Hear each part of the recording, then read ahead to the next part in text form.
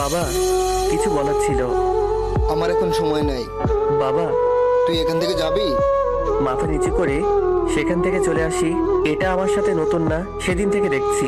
আম্মুর কাছে গেলাম। আম্মু। কি বলবি বল, বলে আমাকে উদ্ধার কর। আম্মু, আমার খুব প্রচন্ড মাথা ব্যথা করছে। তোর এসব ফালতু নাটক দেখার সময় আমার কাছে নাই। নাদিয়াকে স্কুলের জন্য রেডি করতে হবে। আম্মু, আমি ওকে আজ দিয়ে আসি। আমরা তোকে কোনো কিছু করতে বলেছি? মুখ পোড়া, যেভাবে আছিস সেভাবেই থাক। আম্মু, আমি কি তোমাদের ছেলে না? সেজন্য তো এখনো খাইতে পারছিস। আম্মু, তোমরা কি আমার সাথে একটু ভালো করে কথা বলতে পারো না? এর থেকে ভালো তুই যোগ্য না। তাহলে গলা টিপে মেরে ফেলোনি কেন? বলে ওইখান থেকে চলে এলাম। মানুষ ভুল করে, কিন্তু সেই ভুলের প্রতিদান যে কাউকে এভাবে দিতে হয় আমি জানতাম না তখন। সেই 6 বছরের আমি আর আমার পিচ্চি 4 বছরের ছোট বোন নুসাইবা, ও আমার জীবনের পুরোটা ছিল। আমার বেড়ে ওঠার সঙ্গী ছিল ও। আমার আর মা বাবার চোখের মণি ছিল। দিনের 4 ভাগের 3 ভাগ ও আমার কাছে থাকতো।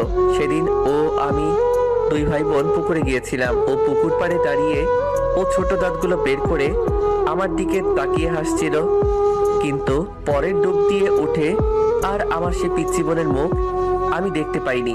আমি ভাবছিলাম বাসায় চলে গেছিল, তাই অতটা মাথায় নেইনি। তারপর কিছুক্ষণ পর যখন বাসায় গিয়ে ওকে না দেখি, আবার পুকুর পাড়ে ছুটে আসি। এসে পুকুরের মাঝে একটা ছোট্ট পুতুলের মতো আমার পিচ্চি বোনটাকে ভাসতে দেখি। সেদিন আমি আমার বোনকে হারাই আর হারিয়ে ফেলি আমার সারা জীবনের সুখ। ও বেঁচে থাকতে মা বাবা যখন ওকে আমার চেয়ে বেশি আদর করত, আমি মা বাবাকে অভিযোগ দিতাম। কিন্তু ও মারা যাওয়ার পর এটাকে হিংসা বলে সবার কাছে আমি খুনি হয়ে যাই। বিশ্বাস করেন, আমার চোখের মনিটার প্রতি আমার বিন্দুমাত্র হিংসা ছিল না। আমার লাইফটা এখানেই শেষ হয়ে গেল।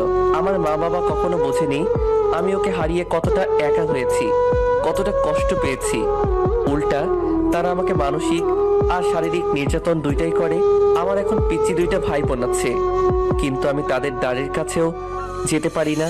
বাবা, আমার কাল পরীক্ষা, আমার পরীক্ষার ফিস দিতে হবে। পরীক্ষার ফিস দিতে পারি, একটা শর্ত, জিপিএ 5 পেতে হবে। আচ্ছা। সেদিন বাবা পরীক্ষার ফিস দিয়েছিল, কিন্তু সে টাকাটা আমার লাইফে আরেক বিপদ ডেকে আনে।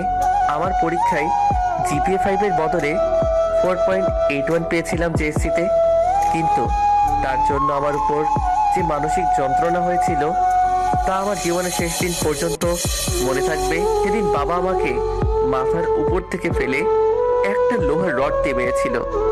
রক্তে আমার সারা শরীর মাখামাখি হয়ে গেছিল, আমার মাথা ফেটে গেছিল, কিন্তু জ্ঞান না হারানো পর্যন্ত আমার উপর এই নির্যাতন চলতে থাকে। সেদিন থেকে আমার প্রতি রাতে মাথা ব্যথা করত। এমন হতো যে মাথা ব্যথা সহ্য করতে না পেরে বেহুশ হয়ে যাই। আমি ব্যথায় চিৎকার করতাম, কিন্তু কেউ আমার ডাকে সাড়া দিত না।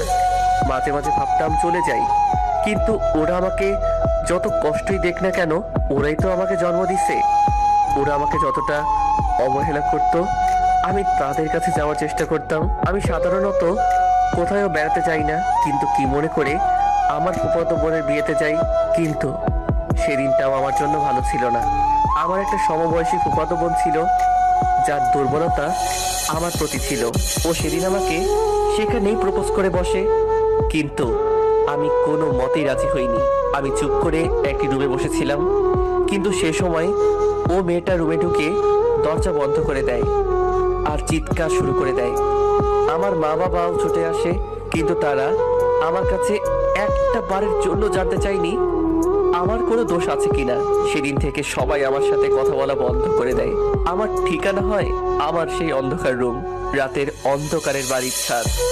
আমি প্রতি রাতে ছাদে যেতাম, তখন আকাশে একটা তারাকে টার্গেট করতাম আর ওটাকে নুসাইবা বলে ডাকতাম।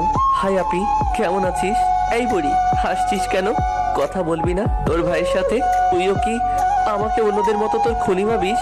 আচ্ছা আপু, তোর মনে পড়ে না তুই ভাত খেয়ে এসে তোর মুখের ময়লাগুলো আমার শার্টে মুছে দিতি?